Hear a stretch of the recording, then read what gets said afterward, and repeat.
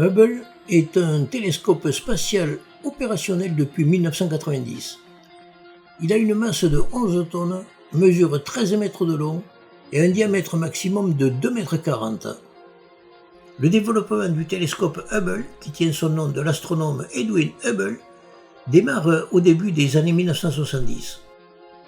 Le miroir primaire mesure à lui seul environ 2,40 m de diamètre et a coûté plus de 350 millions de dollars. Le cahier des charges prévoit que le miroir soit poli avec une précision inégalée de 10 nanomètres. Son polissage débute en 1979 pour s'achever fin 1981.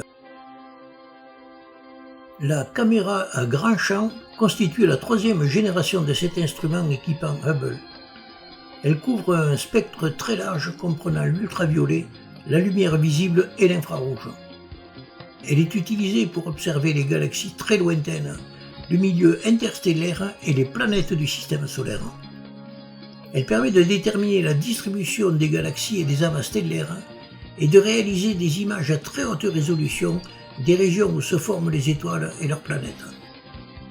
Voici les dernières phases de son assemblage avant le lancement le 24 avril 1990 par la navette spatiale Discovery.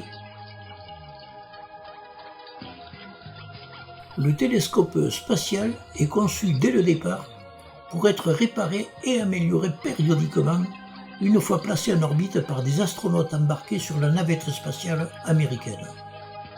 La longue phase de développement a permis de mettre au point les outils et les procédures permettant les opérations de maintenance dans l'espace.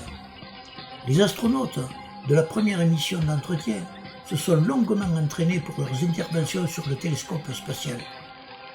Hubble a pu restituer des images détaillées de galaxies lointaines comme la nébuleuse d'Orion, une pouponnière située dans la Voie lactée, mais également de régions de formation des étoiles situées à de très grandes distances de notre galaxie et donc que l'on voit telles qu'elles étaient longtemps dans le passé.